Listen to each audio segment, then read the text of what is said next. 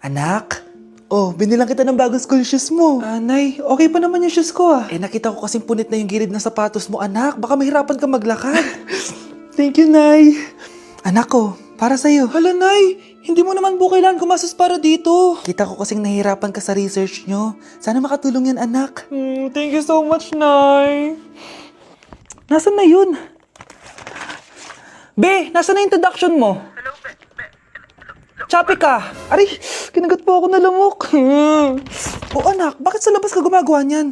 Nay, mahina kasi internet sa loob. Kailangan ko na kasi matapos to. Pumasok ka na dito, anak. Nagpalagay na ako ng Bida Fiber Internet. Nay, gumasos ka pa? Pasok to sa budget ko, anak. Kasi for only 888 pesos a month, meron na tayong internet with speeds up to 75 Mbps. Installation fee will apply, pero sulit na din kasi 8 na gadgets ang pwede mag-connect. Salamat sa lahat, Nay. Ginagawa mo magaan yung pag-aaral ko. Di bali, Nay, makakabawi din ako sa inyo. Love you, anak!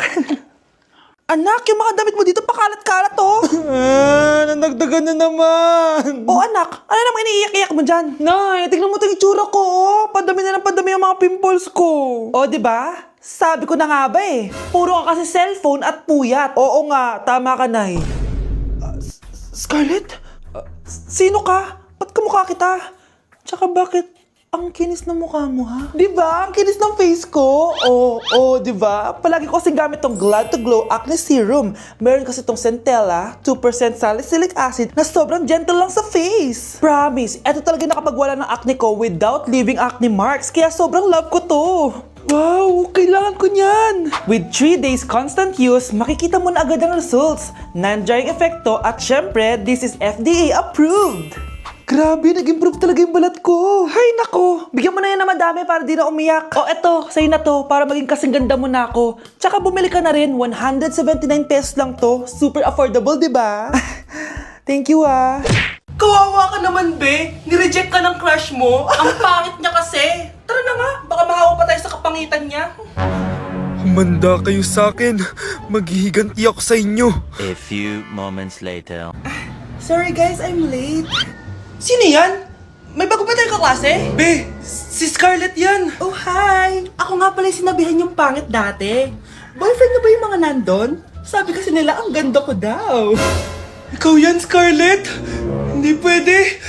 Paano nangyari to? Magpaganda ka na rin, be. Baka habulin ako ng boyfriend mo. Bahala ka. Bye! Uy, Scarlett, ang ganda mo na. Anong sikreto mo? Maligo din kasi kayo, be. Hala, di ba siya yung nag-reject sa kanya dati? OMG. Sorry nga pala sa nasabi ko sa'yo dati, pero sure na ako ngayon na gusto kita. Eto, para sa'yo. Okay. So tayo na? Pwede ka na umalis. Ang kapal din ng mukha mo eh, no? Sorry pero may boyfriend na ako. Mas pogi at di katulad mo. Sandali lang. Ang sarap talaga maging maganda. Anak, gumising ka. Nay, anong ginagawa mo dito? Gumising ka, anak! Panaginip lang. Maganda pa rin ba ako?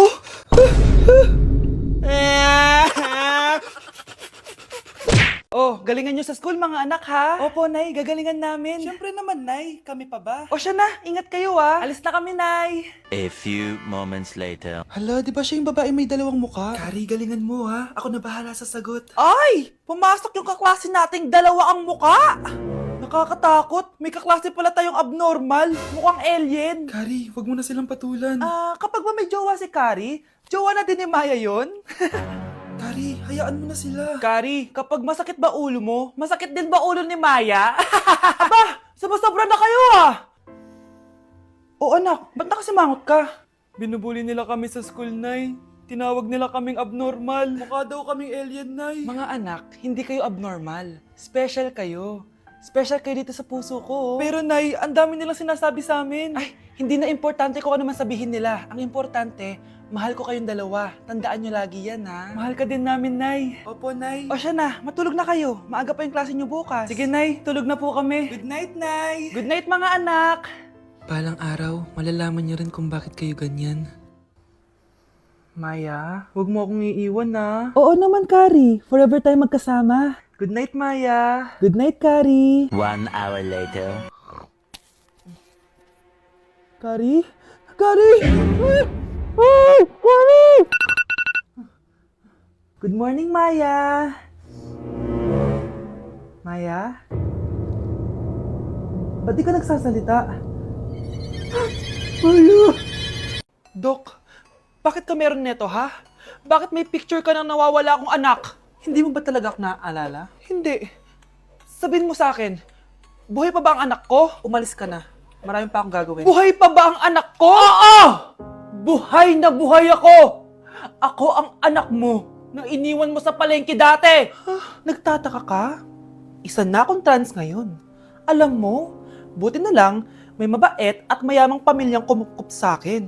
Kaya maganda yung naging buhay ko. Tingnan mo, naging doktor pa ako. Kaya salamat sa'yo at iniwan mo ko. Anak, hinanap kita. Umasa ako na babalik ka. Hindi na importante yan. Ayaw na kita makita at hindi na kita kailangan. Kaya umalis ka na! Hello po. Kamusta po yung pasyente? Dok, si nanay naman yung nagkasakit. Kamusta na siya? Okay naman. Sa iba ko na lang siya ipapaasikaso, ha? Anak? Anak, please! Bakit anak tawag mo sa kanya, Nay? Sure ka ba na habang buhay ka magagalit sa nanay mo?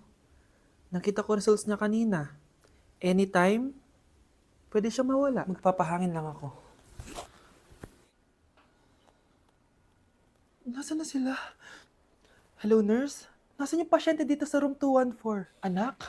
Ako ba hanap mo? Nay, akala ko may masamang nangyari na sa'yo. Anak, hindi na kita iiwan. Good news! False alarm lang pala yung nakita namin result sa nanay mo. Ibig sabihin, magiging okay siya. Salamat naman. Nay, ayoko na mawala ka sa akin, ha? Yay! May ate na ako! Nasa 4th floor pala yung room namin. Oh, be, ba't pawis na pawis ka? Naglakad kasi ako, be, simula bahay namin hanggang dito. Ano? Ang layo ng bahay niyo dito, di ba? Paano mo kinaya yun, bes? At least nakatipid ako, di ba? Sige, be, kung saan ka masaya. Ano ba yun? Ba't ang asim? Sorry, be. Ikaw yun, Scarlett? Wala ka ba deodorant, be? Ikaw na lang mag-adjust, be. Nagtitipid kasi ako. Mahal-mahal kasi ng mga deodorant. Maawa ka naman. Kahit yun na lang, be. What if, wag ka muna huminga? Oh, be, napano ka? Okay ka lang ba? Sakit ng paa ko, bes. Di ako makalakad. Pilay na ata ako. O, ayan. Tipid pa more. Lakarin mo ulit yung bahay niyo, be.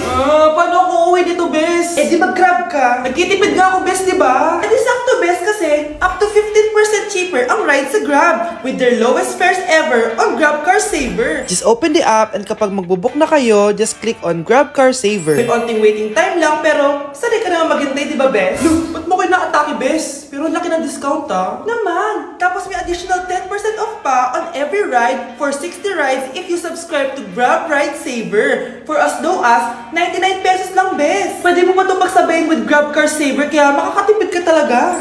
Ang sulit pala niyan, bes. Eh di go na, tara na. Mag-book ka na. Tara na, bes. Nandito na si kuya. Hello po, ma'am. Grab po.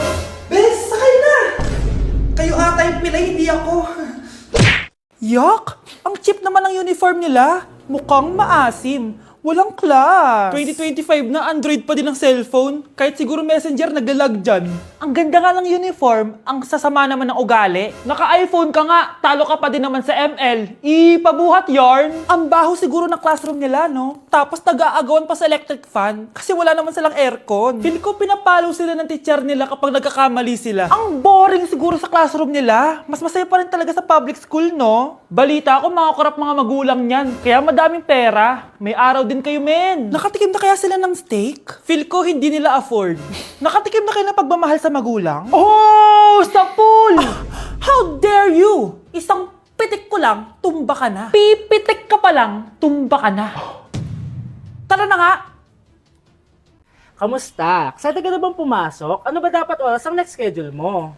9, So bakit nandito ka ng gantong kaaga? Anong oras ka pa pumunta dito? 6, 6 o'clock? So anong nararamdaman mo na face-to-face classes na? wala. Masaya ka ba? Opo.